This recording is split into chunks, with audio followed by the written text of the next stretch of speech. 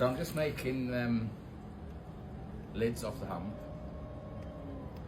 You don't really need to centre the whole lump of clay, and if anything it's probably best not to, because in your centering action you're always adding a bit more water. So these are just a very quick lid.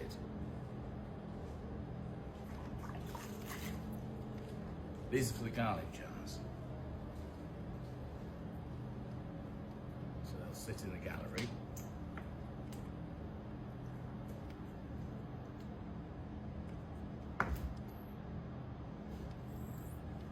One of the smallest things I make.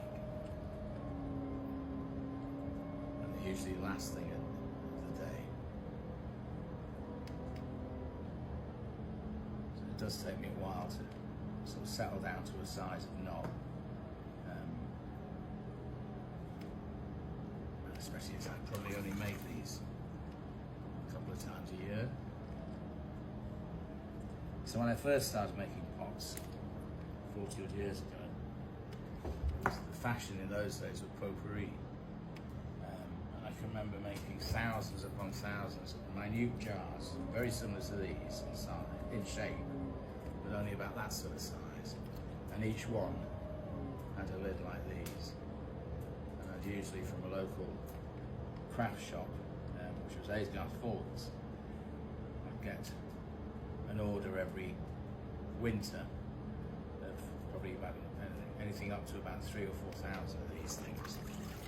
So yeah, it brings back some quite fond memories. My first workshop.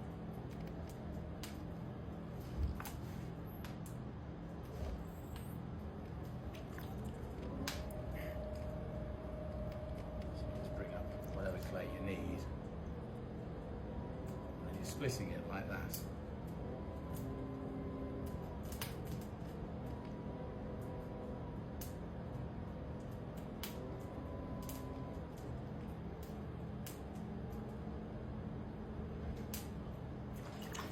Out.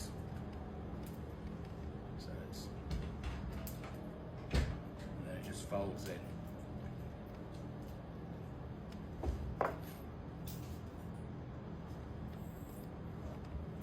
So you don't really measure them because there's, the pots themselves, I don't measure the size of the pot when I'm making. They just, as it were, what we used to call ATRs, as they rise. So it's just a standard. In theory, if your throwing is reasonable, your moves should be the same from one pot to the other. So really, the size should be more or less the same without having to measure. Because the clay is weighed out on those, although it isn't on these.